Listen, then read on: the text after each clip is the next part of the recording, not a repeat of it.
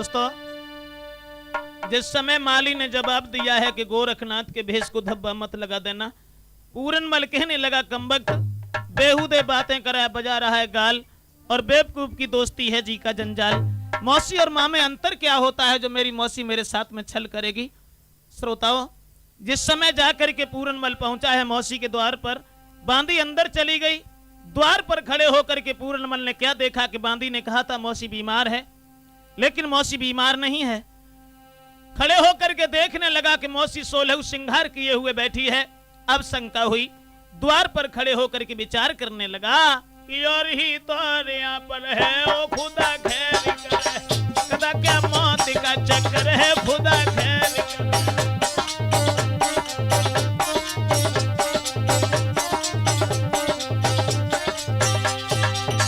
मन में सोचने लगा, बांदी ने कहा था कि मौसी बीमार है, बखूबी दिखती मौसी के खुशी चेहरा पे, न कोई मर्ज का जिक्र है खुदा खैर करे, सदा क्या मौत का चक्कर है खुदा खैर करे।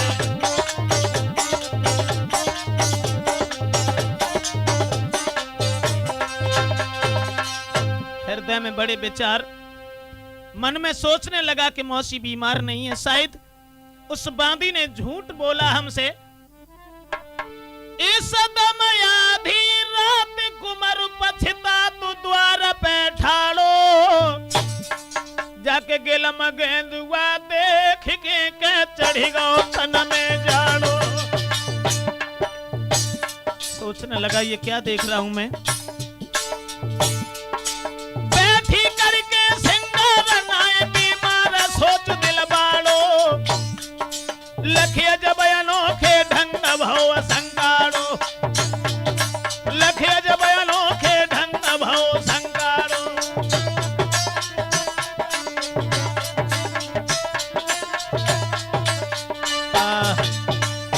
द्वार पर खड़े होकर के पूरनमल के हृदय में जब बड़े विचार आने लगे हैं, इधर वो दासी जाकर के कहने लगी कि अब क्यों बैठी है, मेरा काम खत्म हुआ, इससे ज्यादा मैं कुछ नहीं कर पाऊंगी। उसी समय श्रोताओं वो फूलमती चली है घर छोड़ करके। द्वार पर जब पहुंची है तो दूर से आते हुए पूरनमल ने जब देखा है अपनी मौसी को तो पैर छूने के लिए आगे को बढ़ा, लेकिन वो अभागी औरत पीछे हट गई। उसी समय पूरनमल कहने लगा, मौसी तुमने हमें क्यों बुलवाया था। बांदी ने जाकर कहा है मौसी बीमार। उसी वक्त बस चल पड़ा, रहा न सब्र करार, रहा न सब्र करार हुई बेगम की पैदाइश है, और 1 मिनट हो सकिन फिर डटने की गुंजाइश है। क्या तुमने हमें धोखा देके बुलाया था या मेरी अंजबाइश की थी तुमने। तो फूलमती कहने लगी, घबराओ नहीं पूरन, इधर आओ। बुला करके अंदर ले गई। छत पर पहुंच करके समझाने लगी, पूरनमल सबसे पहली बात यह है कि आज के बाद भविष्य में तुम हमसे मौसी और मां नहीं कहोगे। क्या मतलब। कहने लगी पूरन, क्यों बुलवाए कुमर तो मैं साची सी समझाऊं,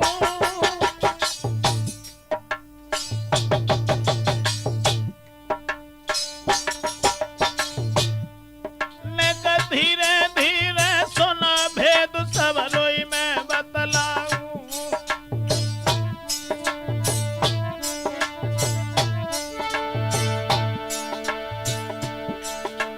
अरे कबन जाओ दुल्हा तुम मेरे, सूरत तेरी देख भय आधीन में तेरे। सुनी जब बेटा ने बाली, और सुन मौसी के बहन भौज के पेट में अब पानी। सुनी जब बेटा ने बाली, सुन मौसी के बहन भौज के पेट में अब पानी।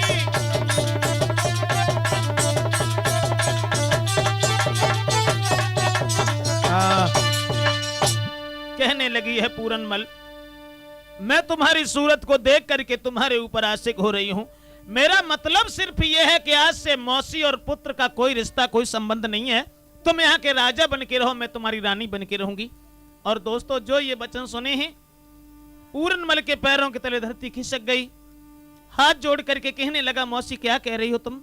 बांदी ने हमसे यह कहा था कि मौसी बीमार है, इसलिए मैं तुम्हारे आंगन तक चला आया। शायद ये बात कहने से पहले तुमने एक बात नहीं सोची माँ, कि अपने पति को छोड़ गैर संग प्रेम यदि लगावे।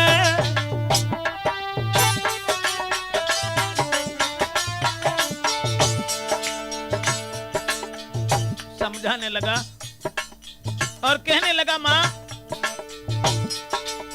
अपने पति को छोड़ गैर संग प्रेम यदि लगावे, कोई के बिधुबा जन्म जन्म है जीवन भर दुख पावे।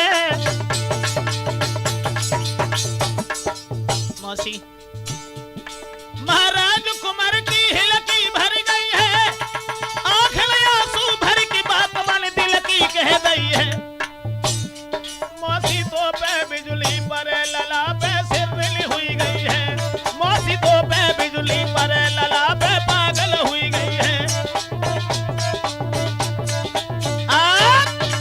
जवाब दिया है, मौसी अपने पति को छोड़ करके जो परपतियों से स्नेह करती हैं उनका परलोक बिगड़ जाता है, इसलिए तू हमें अपना बेटा समझ करके क्षमा कर और मुझे यहां से जाने दे। दोस्तों, ये वचन सुनने के बाद में फूलमती कहने लगी, मेरी बात समझने की कोशिश कर। अगर तूने मेरी बात नहीं मानी और हमारी आस को धूल में मिलाने की कोशिश की तो मैं तुझे सुबह होते ही होते फांसी लगवा दूंगी। पूरनमल कहने लगा, मां तुझे क्या हो गया? शायद तू एक बात नहीं जानती है मौसी। अरे मैया इश्क करे जो बेटा संग, कि मैया इश्क करे बेटा संग तो हंसी है जाएगी, और जो रूहात परूरी तेरे पैया फांसी है जाएगी।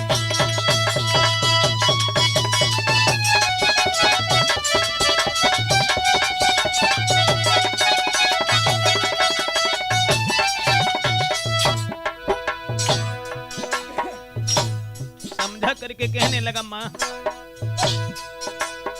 तू मेरे पिता की नारी बात में, अरे मेरे पिता की नारी बात में तू दासी है जाएगी, जो रूहात परूरी तेरे पैया फांसी है जाएगी।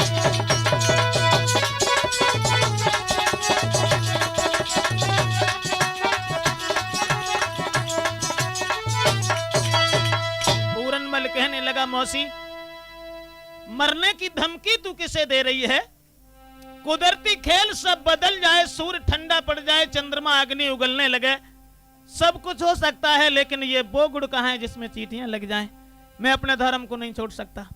और कहने लगा, देख मैया तू जन्म के जति को सतावे मती, यहाँ रति के पति की हवा ही नहीं, चाहे लाखों करोड़ों तरह से कहो।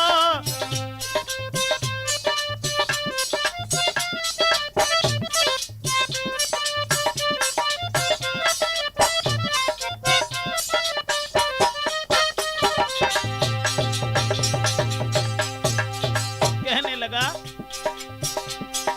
लाखों करोड़ों तरह से कहो, तेरी सेजों पे रखूं कदम ही नहीं, यदि गरज है तेरी तो अरज है मेरी, यदि गरज है तेरी तो अरज है मेरी, इन मरीजों की हम पर दवाई नहीं।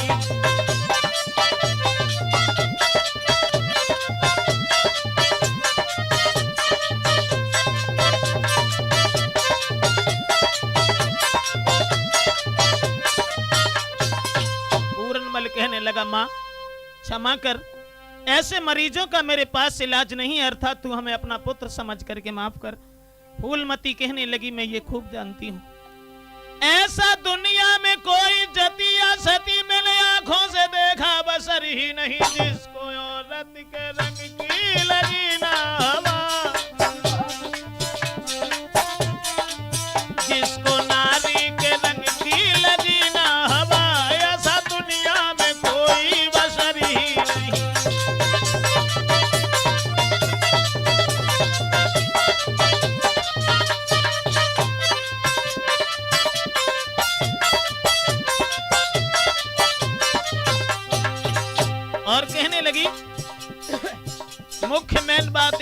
पूरन। मेरी माना सलाह है इसी में भला,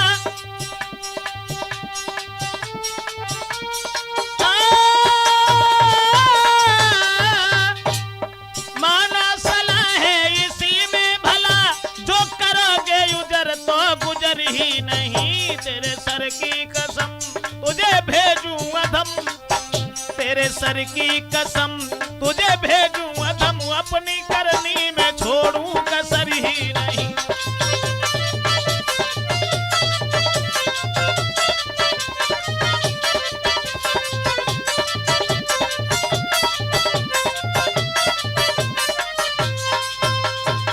फूलमती ने खुले तौर ये जवाब दिया है पूरनमल, अगर तूने मेरी बात नहीं मानी तो सुबह होते ही होते मैं तुझे फांसी लगवा दूंगी, तेरी दोनों आंखें निकलवा लूंगी। पूरनमल कहने लगा जैसी तेरी मर्जी, लेकिन मां मर तो सकता हूं मगर मैं अपने धर्म को नहीं छोड़ सकता। उसी समय श्रोता बंधुओं, बेटा के सुन के सखुन फूलमती खिसियाई, दौर झपट के भक्त को बन फेंटा पकड़ो जाए। जब फेंटा पकड़ लिया तो समोए खड़ी मगरो पिके, पूरनमल नजर जोड़े नहीं, बल कर छुटाई रो फेंट को रानी मगर छोड़े नहीं। जब फेंटा पकड़ लिया नहीं छोड़ रही है, उसी समय छत से नीचे आंगन में अरे कूद गओ ब्रह्मचारी, मौसी के हाथ में रह गई रे, मौसी के हाथ में रह गई जाती फेंटा और कटारी।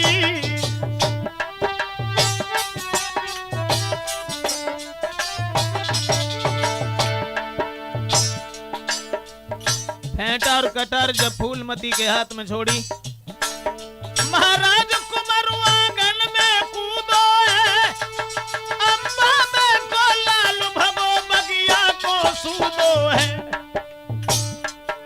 भैया ऊपर से या बाजत भई मौसी ने लगाई है, अब तो ऊपर से या बाजत भई मौसी ने लगाई है।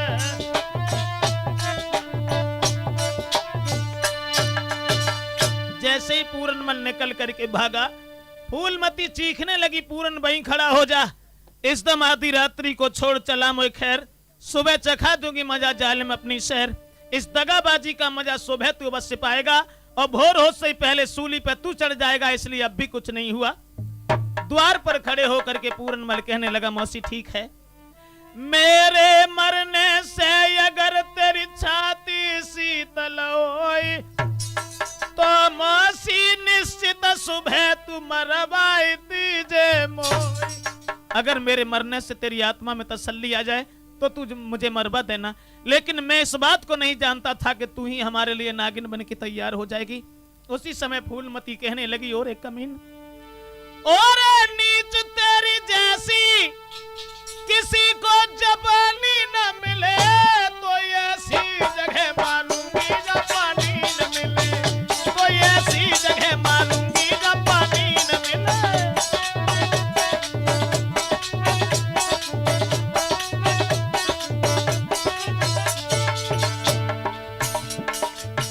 कहने लगी और एक कमीन, तेरी जैसी किसी को जबानी न मिले, तो ऐसी जगह मानूंगी जब पानी न मिले, तो ऐसी जगह मानूंगी जब पानी न मिले। द्वार पर खड़े होकर के पूरनमल कहने लगा ठीक है मौसी, जैसी तेरी मर्जी, मेरे मरने से छाती शीतल है जाए मैया तेरी, मोय निश्चित दिए मरवाई सब मर्जी रह गई तेरी। मेरी मात बने तो सुखरी रह जाए हरि मार, ले बेकु मेरी जान बन गई तू बैरिन बीमार। भैया इतनी कह के बात कुमरु बगिया को रमिगो है, अब तो इतनी कह के बात कुमरु बगिया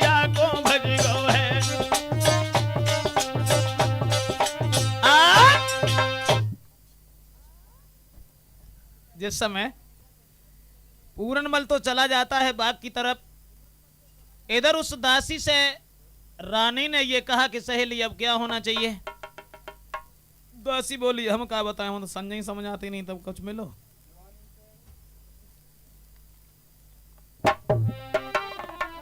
तू एक काम कर, हमारे पति को बुला करके यहाँ ले आ। तो प्रातः दरबार को बांधी दीनी भेजी, ये रानी ने नाटक रचो बने उलटी मारी सेज। सुबह ही सुबह बांदी को भेज दिया कि तू हमारे पति को बुला करके ले आ। और रानी ने त्रिया चरित्र रचा है कि करते वस्त्र सब तार तार और लटके मोती जंजाल भय, और बालन में झुमकाए उलझ गए चोटी के बाल बबाल भय।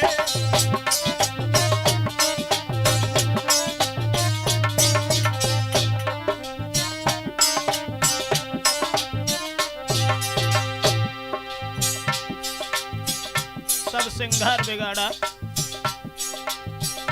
औंधी होकर के आंगन में गिर गई है। दोस्तों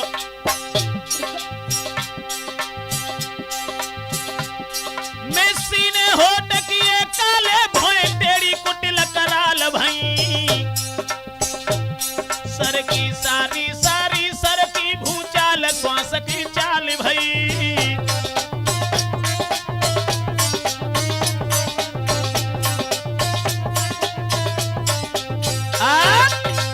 समय फूलमती सब सिंगार को बिगाड़ करके आंगन में लेट जाती है, और उधर बांदी ने जाकर के महाराज से कहा कि आपकी रानी घर में प्रतीक्षा कर रही है, इंतजार कर रही है, आप मेरे साथ शीघ्र चलें। उसी समय वो महाराज शंखपति जो थे कि धीरे धीरे राजा चले भयोरी दादा भमर कल नबे भाई पर पाओ दादा जप कल नबे।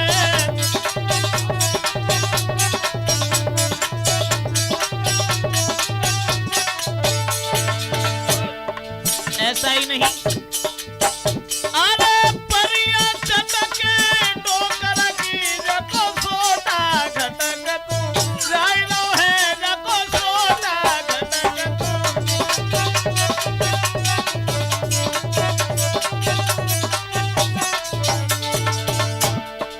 आंगन में पहुंचे, आंगन की दशा निहार करके उस रानी की तरफ देख करके कहने लगे क्या हुआ रानी, क्या हुआ। डोकर बोले दुल्हन पे कोई किनने मारो, ओ गोरी कोई किनने मारो।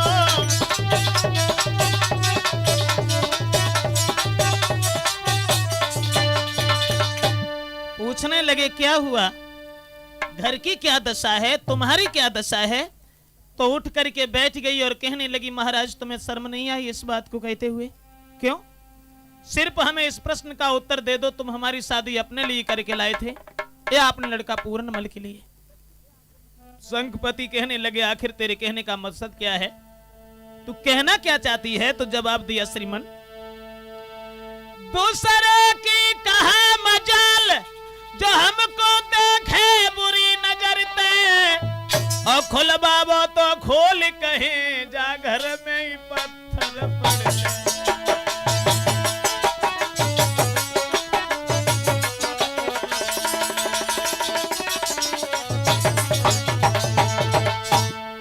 गजब करेगा पूरनमल, नहीं डरो तुम्हारे डर से, अब मेरो या बाको किन को सर काटोगे खंजर से।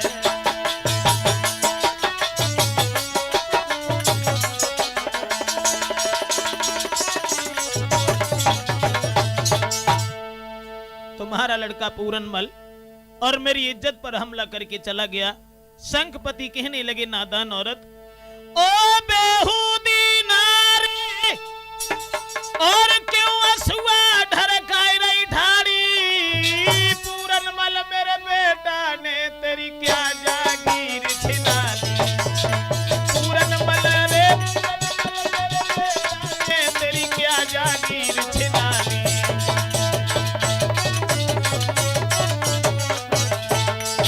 से क्या?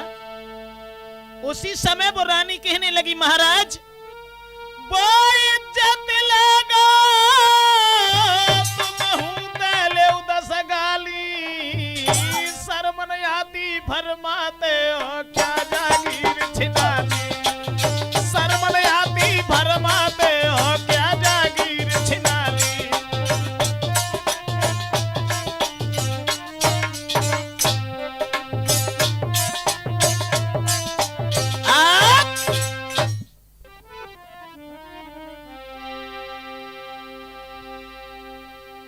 फूलमती ने जिस समय ये कहा कि तुम्हारा लड़का पूरनमल मेरी इज्जत पर हमला करके चला गया, तो संघपति कहने लगे तेरे पास कोई साबूत है?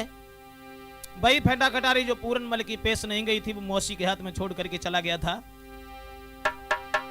निकाली और कहा कि इज्जत लाके चला गया तुम करत बढ़ाई जिसकी है, ये नजरी पसार के देख ले ओ बेटा कटार ये किसकी है।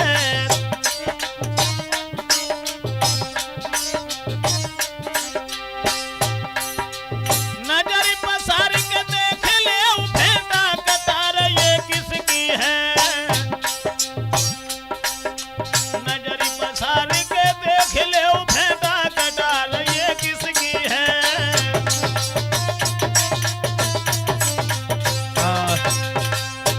दोस्तों, जिस समय फेंटा कटारी निहारी है, महाराज उसी वक्त उसी आंगन में सर को पकड़ करके बैठ गए और सोचने लगे मन ही मन में, कुल को कलंकित करने वाले कमीन, समाज में तूने हमें मुंह दिखाने के लायक नहीं रखा।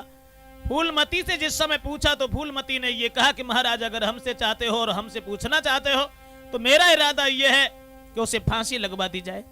जल्लादों से इशारा किया कि पूरनमल जहां भी मिले विचार हृदय में ये मत करना कि वो मेरा लड़का है, उसे फांसी लगा दो।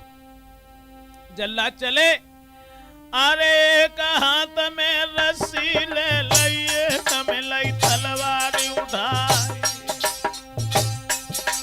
और धीरे धीरे जल्लाद चले गए पहुंचे थे फूल बाग के द्वार। इत सोने बेटा संघपति को निधर के अपने पैर पसारी, कोई बेटा में घूसा मारे कोई अल्लाह का दे फटकारी।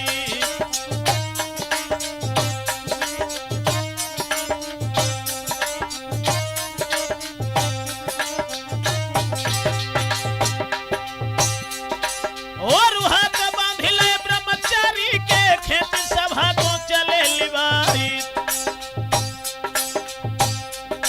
और संघपति के सम्मुख जाएगी ठाड़ो करी दो राजकुमारी।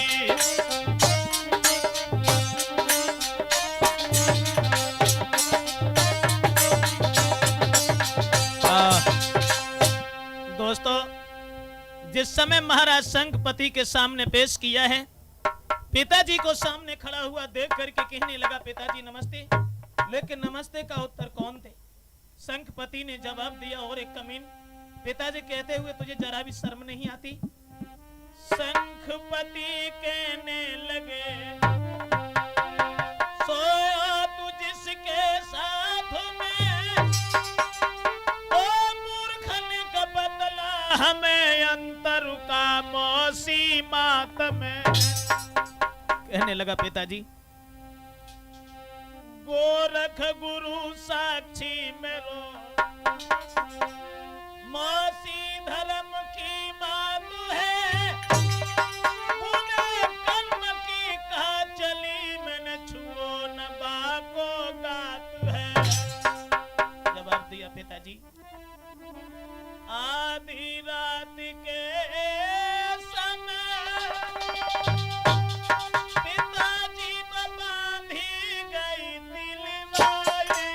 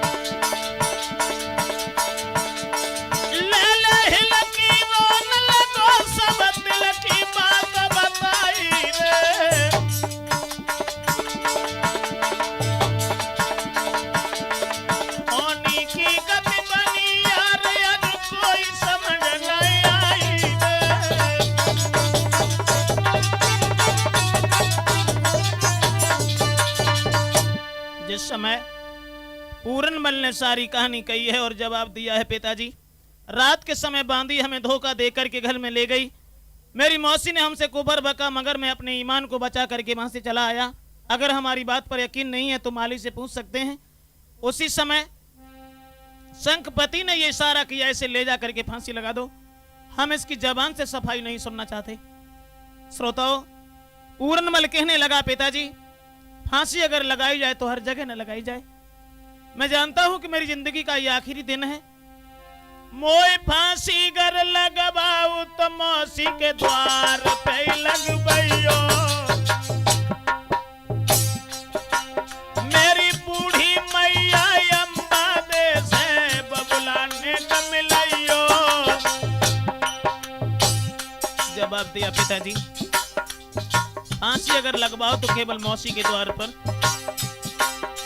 महाराज कुमार की भर आई है लकी, आंखें में आंसू भर लाला ने बात कही दिल की।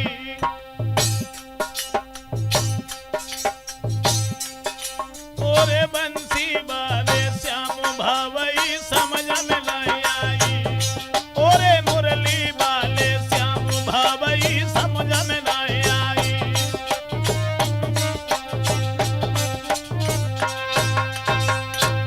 जवाब दिया है, फांसी अगर लगवाना चाहते हैं तो केवल मौसी के द्वार पर। मौसी जब हमें मरते हुए देखेगी उनकी आत्मा में तसल्ली आ जाएगी। शंखपति ने इशारा किया है तो इसे ले जाओ और फूलमती के द्वार पर फांसी का फंदा बना करके तैयार करो, इसे फांसी लगा दो। श्रोताओ, वही हुआ। इधर उस मां अंबादे से जाकर किसी ने जब ये कहा कि तुम्हारे बच्चे को फांसी लगाई जा रही है तो भागती हुई वो मां पास गई, पूरनमल को गोद में लेकर के रोने लगी और पूछने लगी, लाला क्या हुआ? जवाब दिया, मां रात में बांधी भेज के मोए मौसी ने लो बुलाई। फिर मैया उलटो हमें दो झूठो दोष लगाए। जवाब दिया, मां रात में बांदी को भेज करके हमें बुला लिया था मौसी ने, लेकिन लीनो जन्म सो मरतु है, यो धीर दिल को दीजियो। एक बार मोए पुचकार के मुँह पे प्यार मैया कीजियो। कहने लगे कि आज के बाद मैं तुम्हें कभी नहीं मिलूंगा माँ, अब दुख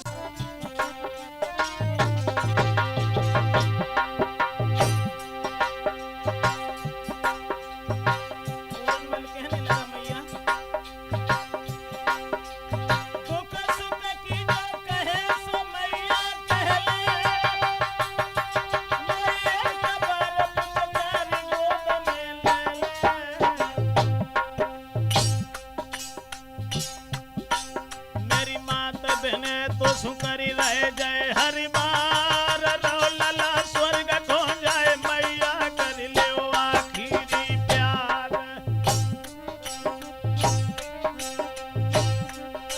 भैया सुन के इतनी बात मात धरती पे गिर गई है। अब तो सुन के इतनी बात मात धरती पे गिर गई है।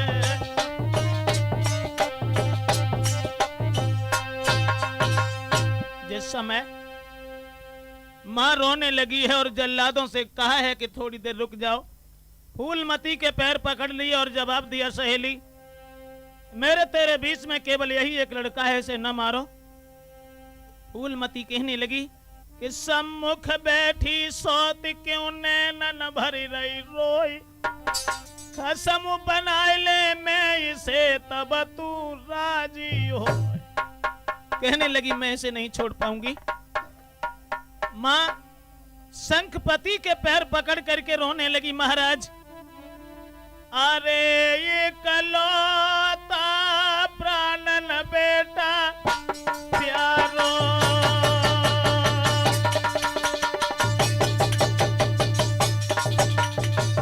महाराज गोरखनाथ की एक योगिनी बन गई थी, उसके बाद मैंने इस पुत्र को देखा है, इसलिए तुम इस बच्चे को मत मारो।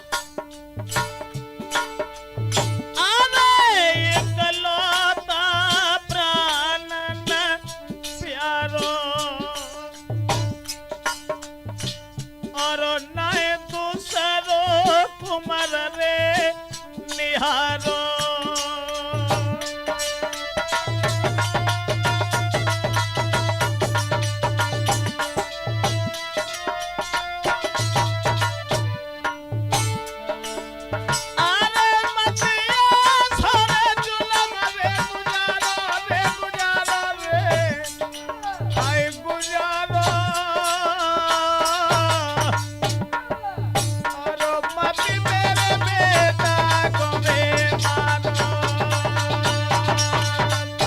जवाब दिया है श्रीमन, आप हमारे बच्चे को मत मारो। शंखपति के हृदय में फिर भी रहम नहीं आया और ये कहा कि इसे ले जा करके कमरा में बंद कर दो, अर्थात उस व्यभिचारी को फांसी लगा दो जिसने समाज में हमें मुंह दिखाने के लायक नहीं रखा। उसी वक्त मां को जब कमरा में बंद किया गया है तो पागलों की तरह से मां शरीर के वस्त्रों को फाड़ने लगी है और बेहोश होकर के उसी आंगन में गिर जाती है। इधर माली के लड़का को जब ये अवगत हुआ, पता चला कि पूरनमल को फांसी लगाई जा रही है, तो भागता हुआ नजदीक गया और कहने लगा, दोस्त मैंने तुम्हें रात को समझाया था लेकिन तुमने मेरी बात नहीं मानी। पूरनमल कहने लगा, क्षमा करना वीरन, शाम को चलते समय कई एक अपशब्द भी मैंने कहे थे। मैं ये नहीं जानता था कि मेरी मौसी मेरे लिए नागिन बन जाएगी, लेकिन मेरे साथ तुम मत मर जाना। मेरी माँ का कोई दूसरा सहारा नहीं, मैं अपनी माँ को सिर्फ तुम्हारे हवाले छोड़ करके जा रहे हैं। उसी समय श्रोताओं, जल्लादन ने धर के एक कदम झटका जैसे ही मारो,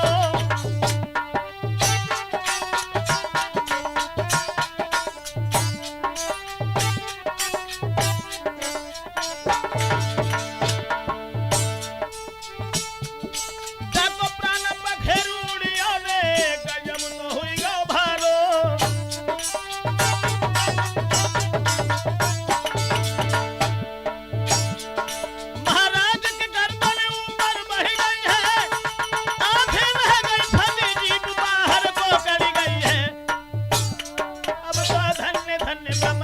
धर्म पे जाने कमाई है, अब तो धन्य धन्य है धर्म धर्म पे बेटा मेरी वो है, अब तो धन्य धन्य है धर्म धर्म पे जाने कमाई है।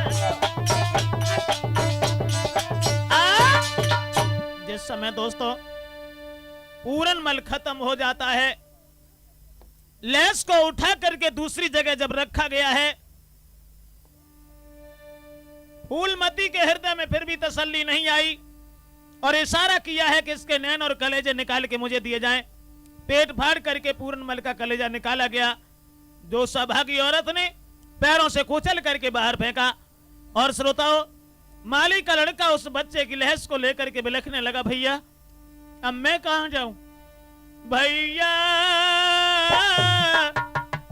ओ भैया तुम कहां गए भैया।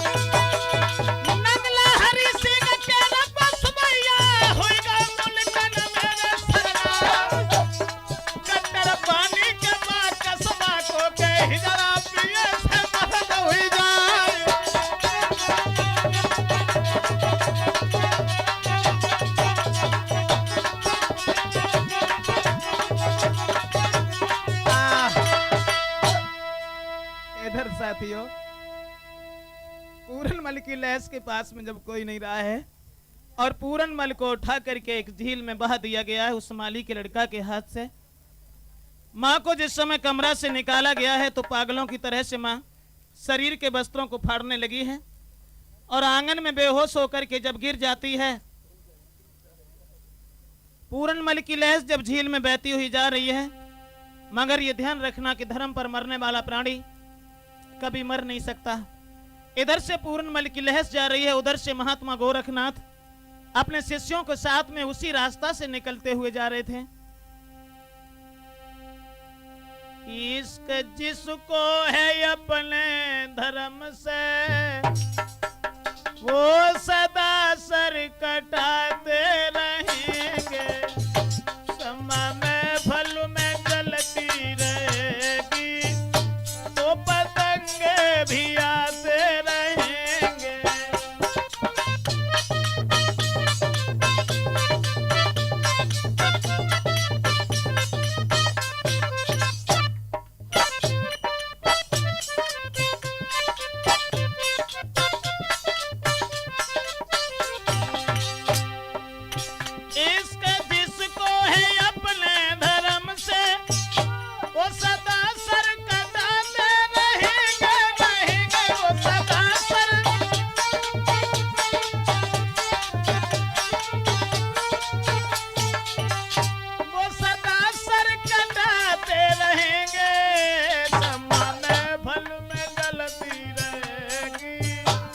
पतंगे भी आते रहेंगे।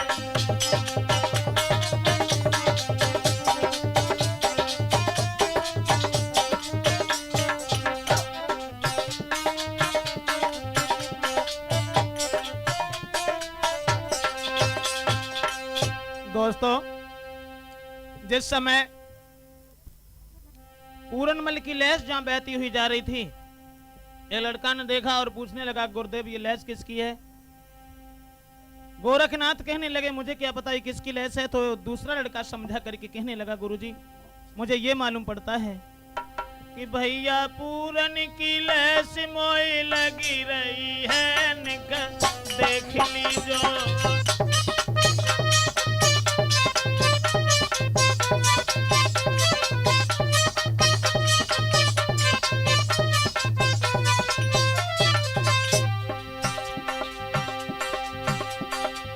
भैया पूरन की लहस मोई लगी रही है, निकल देख लीजो। भैया पूरन की लहस मोई लगी रही है, निकल।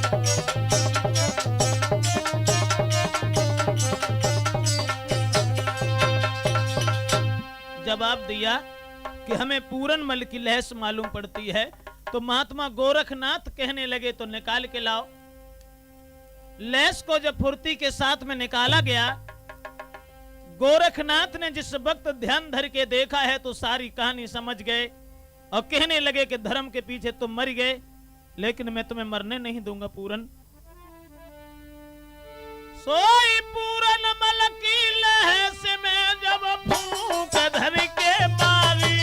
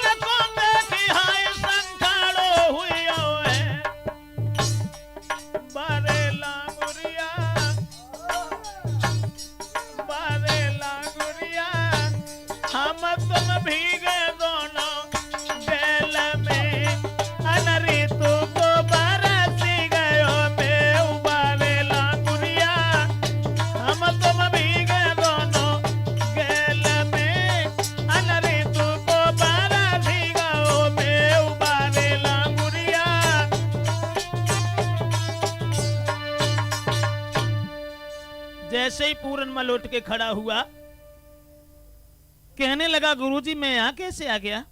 सारी कहानी बताई कि तुम्हारी मौसी ने झूठा अंजाम लगा करके और तुम्हें फांसी लगवा दी थी। बेटा पूरन तुम अपने घर के लिए जाओ। कहने लगा गुरुदेव जिस आग से बड़ी मुसीबत से निकले उसी में दोबारा फिर झोंक रहे हो, मैं नहीं जाऊंगा। इसलिए कि मेरो भेष में भेष मिलाइली जो संगल चलियो।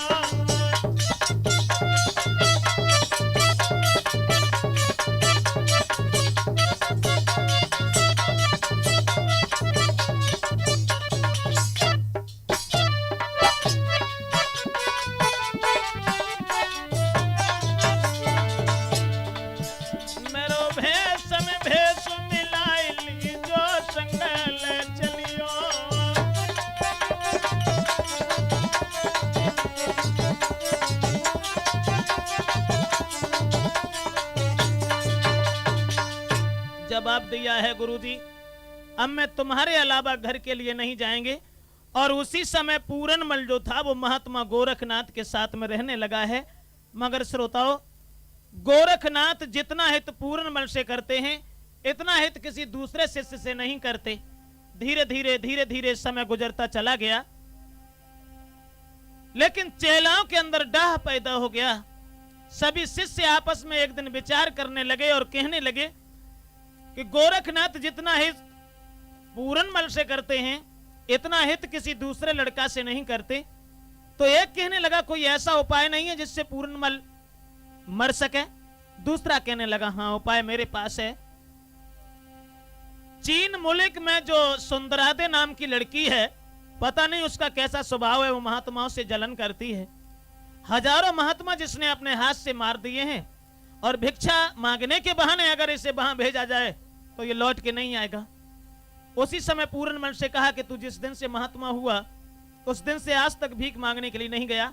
तो पूरनमल ने कहा कि अगर ऐसी कहानी है तो सुबह से भीख मांगने के लिए रोज जाया करेंगे। एक लड़का कहने लगा सुबह से जाएगा तो गुरुजी जाने नहीं देंगे, इसलिए अभी चला जा। कमंडल उठाया, उसी जगह से विदा किया। पूरनमल को मार डालने के लिए दोबारा फिर षड्यंत्र रचा गया। और श्रोता बंधुओं पूरनमल गांव में जब पहुंचा है उसी समय कि नंगर के नर नारी स्वरूप निहारी मगन भय मन में कर जोरी की विनती करी रहे के झुक रहे हैं चरणन में।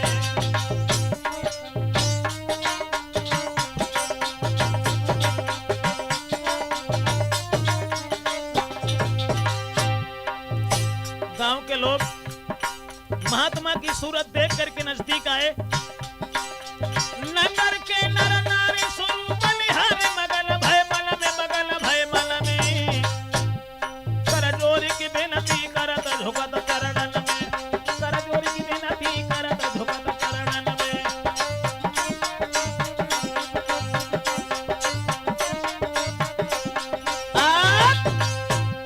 जिस समय महात्मा के चरणों में झुकने लगे हैं आपस में बातचीत करने लगे हैं कि महात्मा तो बहुत आए और रोज आते हैं, लेकिन ऐसा राजाओं जैसा राजकुमार आज तक नहीं आया।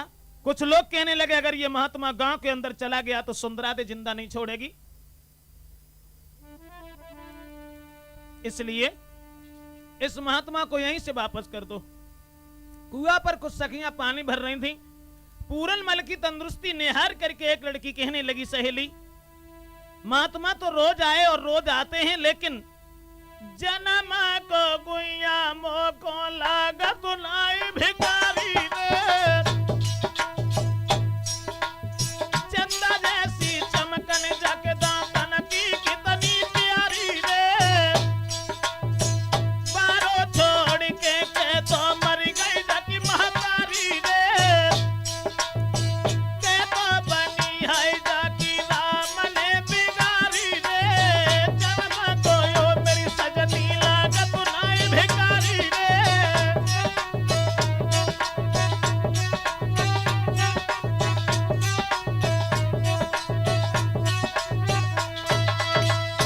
आपस में बातचीत करने लगी कि ये जन्म का महात्मा नहीं मालूम पड़ रहा है।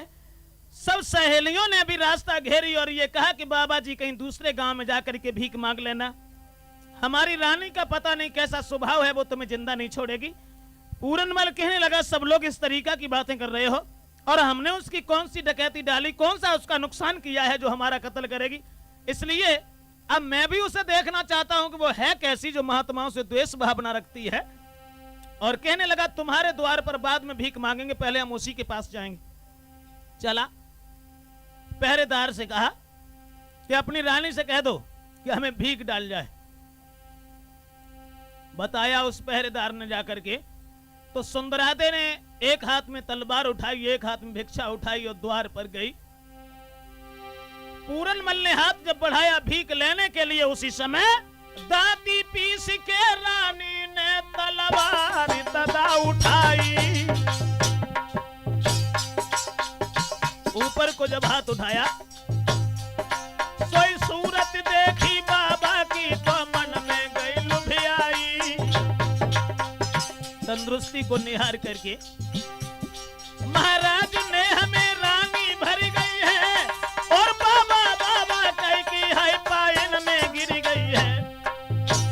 कन्हैया बरसाने में आई जइयो, भुलाई गई राधा प्यारी। कान्हा बरसाने में आई जइयो, भुलाई गई राधा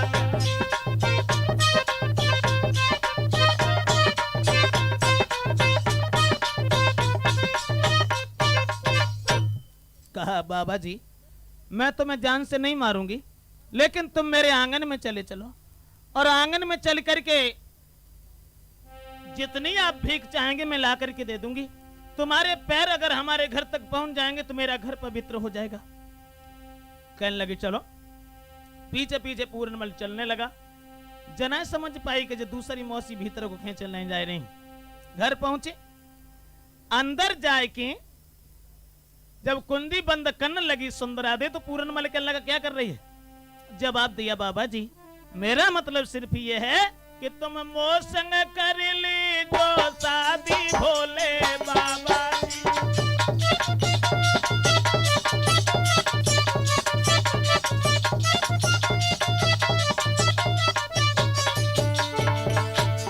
समझाया तुम बन जाओ राजा और हम बन जाए रानी, करूं मन मानी, सब विद से करूं त्यारी राजी भोले बाबा जी। मोसन कर ली जो शादी भोले बाबा जी।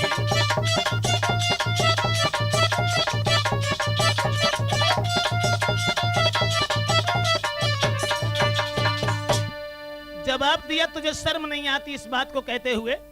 एक महात्मा और तेरे घर में राजा बन के कैसे रह सकता है। कहने लगी बाबा जी मेरी बात समझने की कोशिश करो, मैंने तुमसे क्या कहा। हाथ जोड़े सुंदरा देने जुगिया को बात बताई, लेकर रहम हम पे करके वे ले हमें अपनाई। कहने लगी स्वामी जी महाराज का रानी बात रही उच्चारी, मंडप आंगन में गढ़वाई के लियो भमरिया डारी।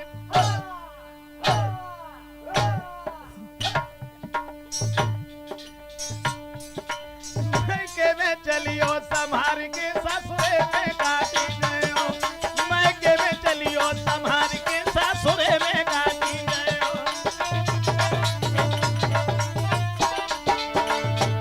और धर्मराज जब लेखो मांगे तब तुम कहावत कर करिया में होई करमन की फिर आंसू ढर गई होरी ससुरे में बुटरी गयो, मैके में चलियो संभार के ससुरे में गाती। पूरनमल कहने लगा मेरी समझ में आ गया कि तू बदचलन औरत है और बदचलन औरत से भगवान ही बचाए। जैसे ही पीठ फेर करके पूरनमल चला है, उसी समय सुंदरादे ने पीछे से तलवार मार दी जो पूरनमल का सर कट के जमीन पर गिर पड़ा। दोस्तों पूरनमल दोबारा जाकर के धर्म के पीछे खत्म हुआ। इधर महात्मा गोरखनाथ को चिंता बढ़ी कि पूरनमल का पता नहीं सुबह से कहां चला गया। एक लड़का ने बताया कि वो भीख मांगने के लिए गए हैं। गोरखनाथ भागे, सुंदरादे के द्वार पर पहुंचे, आवाज लगाई जिस तरीका से मेरे बच्चे को मार के आंगन में रख लिया है मैं भी तेरे नजदीक आया हूं। तलवार लेकर के वो लड़की दौड़ी और जैसे ही तलवार उठाई, महात्मा की शक्ति से उसका हाथ ऊपर से नीचे नहीं आया तो पैरों पर गिर पड़ी और कहने लगी, गुरुजी क्षमा करना, मुझसे भूल हो गई। अंदर जब पहुंचे हैं गोरखनाथ, धड़ से सर को जोड़ा है, कमंडल से जल लेकर के मंत्रों का जाप किया, पूरनमल को दोबारा फिर जिंदा किया है। लेकिन सुंदरादे ने आरती उतारी गुरु और शिष्य की और ये कहा कि आप मेरे घर में भोजन करने के बाद तब जाएंगे। गोरखनाथ ने मना कर दिया कि तेरे हाथ का हम पानी नहीं पिएंगे। उसी समय दोनों हाथ जोड़ करके कहने लगी, आज के बाद किसी महात्मा का कभी कत्ल नहीं करूंगी, लेकिन भोजन कर लो। गुरु और शिष्य दोनों ने भोजन किया। भोजन करने के बाद में जब चले हैं तब गोरखनाथ ने कहा कि तुम हमसे कुछ मांग लो। और मांगने का जब नाम सुना है तो वो लड़की दोनों हाथ जोड़ के बोली है, गुरुदेव अपने चेला पूरन को गुरु दीन कहा को दे दीजो, दया दृष्टि रख के रे कर रहे ममो पे कीजो। महाराज गिर गए एक ही टक्कर में और माया रथ को नाल पुजारी फंस गए चक्कर में। करिया नागिन बन के डस गई कान्हा तेरी बांसुरिया, करिया नागिन बन के डस गई कान्हा तेरी बांसुरिया, करिया नागिन बन के डस गई। जवाब दिया आपने शिष्य पूरनमल को मुझे दे दो। पूरनमल कहने लगा, गुरुजी हम इसके पास नहीं रहेंगे। गोरखनाथ ने जवाब दिया, बेटा पूरन क्षमा करना, भूल हो गई, मैं इस बात को नहीं सोच पाया, अब तो तुम्हें यहाँ रहना होगा। पूरनमल को वहीं छोड़ा और रोते हुए गुरु गोरखनाथ चले गए। पूरनमल जब रहने लगा सुंदरादे के घर में, सारे दिन भोजन करने के बाद में भगवान के भजन के अलावा दूसरा कोई कर्तव्य नहीं था। एक दिन पूरनमल जब भजन करने को बैठा है तो सुंदरादे नजदीक बैठ गई। पूरनमल ने कहा, तुम भी आंखें बंद करो, भगवान का ध्यान करो। जवाब दिया, महाराज मुझे भगवान का ध्यान नहीं करना। फिर आंखें बंद करके पूरनमल जब भगवान का ध्यान करने लगा, उस लड़की ने क्या किया, पूरनमल के कान ते जन धर्म सकी किलकारी, सोया के खोल के मैदाने जब निघाया रे पथारी। पूरनमल कहने लगा, भजन में बाधा डालते हुए तो शर्म नहीं आती। सुंदरादे कहने लगी, कोई धर्मशाला नहीं है न मंदिर है, हाँ यहाँ बैठ के भगवान का भजन नहीं होगा। और मैंने मांगो को रखना तमो संगले उभा मरेदा, कई हमारी नहीं मानोगे कुंडाटी की धरी तलवारी। और सोचे बेटा दिल अपने में अपने बच्चे है जाने हमारी, और तभी अंगुरिया है पथरा से सो कऊ कर से ले निकारी। दोस्तों पूरनमल से कहा कि मैंने गोरखनाथ से मांग लिया है और तुम जो हम कहेंगे वही करना पड़ेगा। वस्त्र लेके आई और ये कहा कि ये जितने भी योगिया बाना है वो उतार के फेंको और दूसरे वस्त्र पहनो। पूरनमल ने बहुत समझाया लेकिन वो नहीं मानी।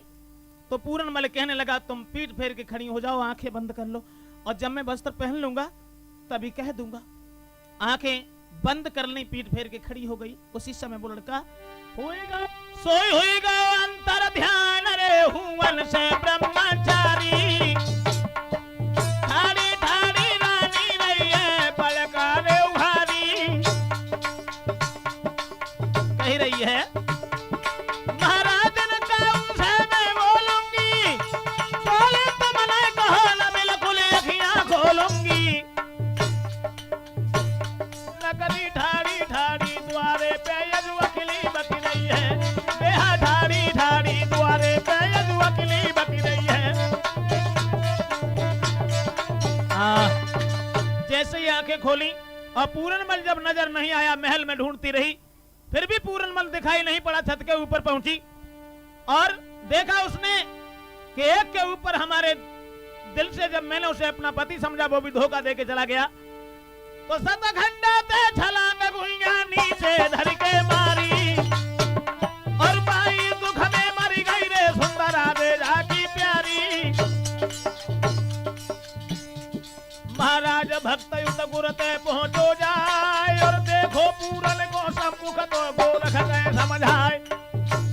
महात्मा गोरखनाथ के सामने पूरनमल गया।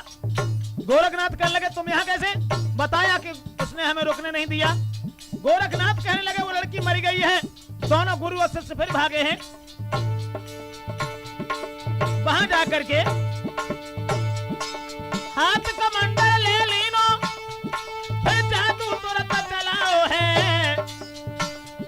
सुंदरा दे जिंदा कर लेनी बेटा को फिर समझाओ है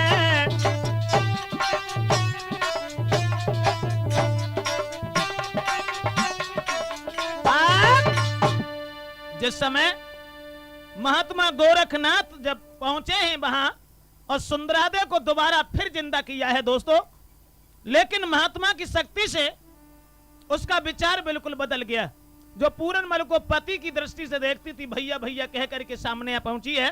गोरखनाथ ने कहा है कि तुम्हारी बहन बन चुकी है, अच्छे घर और बर की तलाश करो, अपनी बहन का विवाह करो। सुंदरादे ने कहा कि मैं शादी नहीं करूंगी, मैं तुम्हारे ही साथ रहूंगी। उसी दिन से सुंदरादे नाम की लड़की जो थी, जिसके विचार बिल्कुल बदल गए हैं, अब महात्मा गोरखनाथ के साथ में रहने लगी है।